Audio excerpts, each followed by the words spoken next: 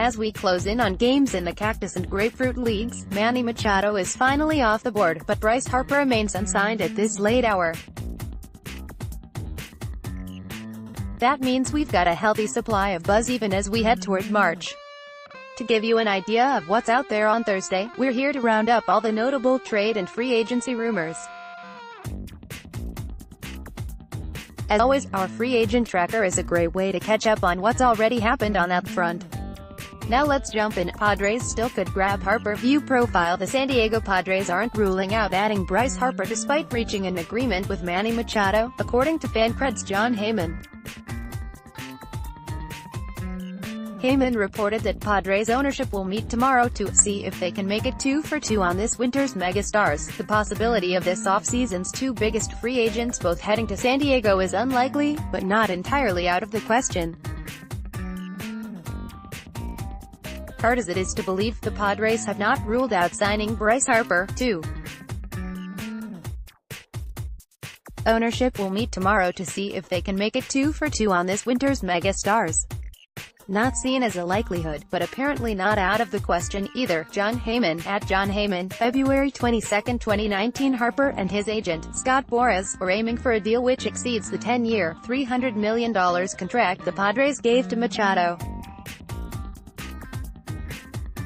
And while Machado set the record for a free agent deal at $300 million, there's still a bigger number, and that's Giancarlo Stanton's 13-year, $325 million deal.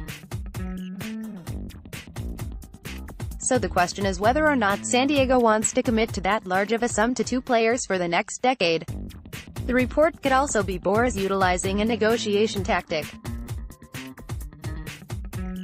We'll have to keep waiting and see. Phillies have eyes on Keuchel. Kimbrel. View profile. The Phillies of course still have strong designs on signing Bryce Harper, and they're probably the frontrunners to land him. Regardless of whether or not they're able to sign Harper, however, GM Matt Klentak is making additional plans at the same time. Phillies' total focus right now is on Bryce Harper. After Harper signs, either with them or elsewhere, Philly will consider Dallas Keuchel and/or Craig Kimbrel.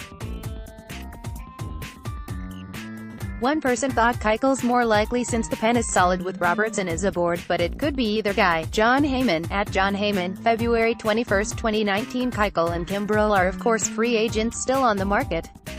The lefty Keuchel promises some innings, lots of ground balls, and better than average run prevention.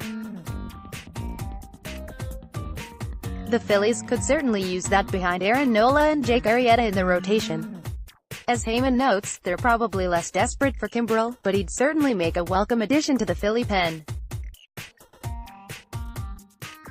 His addition would allow David Robertson to slide back to a setup role. The Phils this winter have already added Andrew McCutchen and Robertson via free agency and Jean Segura and JT Realmuto via trade. That's an off-season's work, especially by current standards. However, the Sportsline projection model, at Sportsline on Twitter, remains somewhat bearish on the Phils. Right now, Sportsline forecasts the Phillies for 80 wins and gives them a 19.4% chance of making the postseason. In other words, they still have work to do, especially in what figures to be a hotly competitive NL East. Fortunately for Phils rooters, the front office seems to grasp that more needs to be done. And speaking of Harper and the Phillies, view profile regarding the Phillies' frontrunner status when it comes to the Bryce Harper derby. There's this from Philly.com. Matt Breen, Scott Boras, Harper's agent, is set on getting his client a bigger deal than the one Machado got. The Phillies are well aware, and they will be much more reluctant this time to walk away, knowing what the public perception will be if they end the offseason without either free agent. More specifically, Boras is likely set on getting Harper the largest contract in MLB history, i.e., something in excess of the $325 million extension that Giancarlo Stanton signed with the Marlins a few years ago.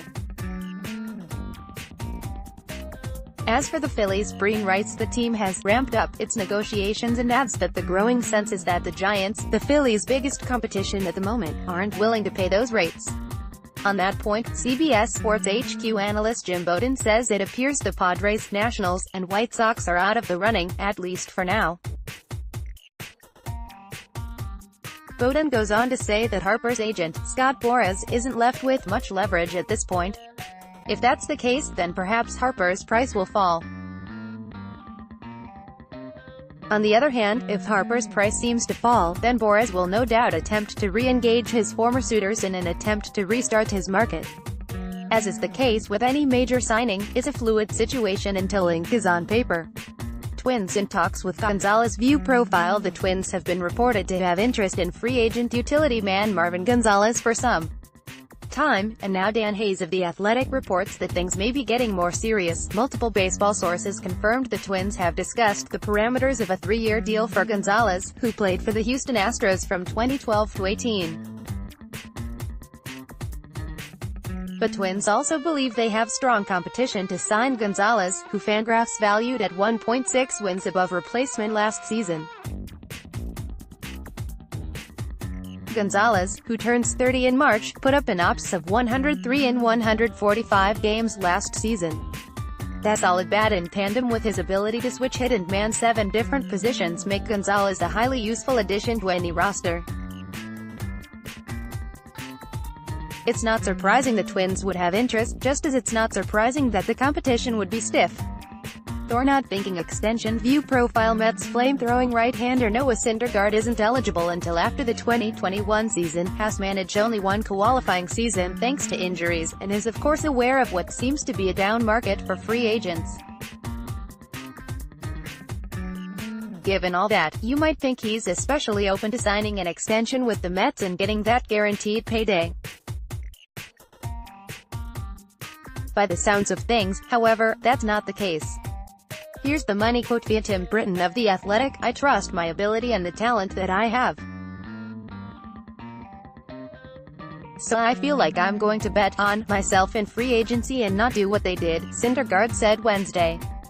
"But if it's fair for both sides and they approach me on it, then maybe we can talk." They would be Aaron Nola of the Phillies and Luis Severino of the Yankees, who both recently signed extensions. Such contracts, of course, tend to be team-friendly. Syndergaard leaves the door open for talks, but he certainly doesn't sound inclined to sell away any free agent years in exchange for life-changing money. As for the Mets, they're probably more focused at the moment on getting Jacob deGrom locked up. Padres to introduce Machado on Friday. View profile. The Padres have officially finalized a 10-year, $300 million contract with infielder Manny Machado. Now, the Padres announced that they will introduce Machado at a Friday press conference. Manny Machado is scheduled to be introduced as a San Diego Padre at 9:30 a.m. tomorrow Arizona time. Dennis Lin, at Dennis Lin, February 21, 2019. Machado's signing will of course energize the Padres fanbase, which has proved in the past that it will turn out to see a winning team.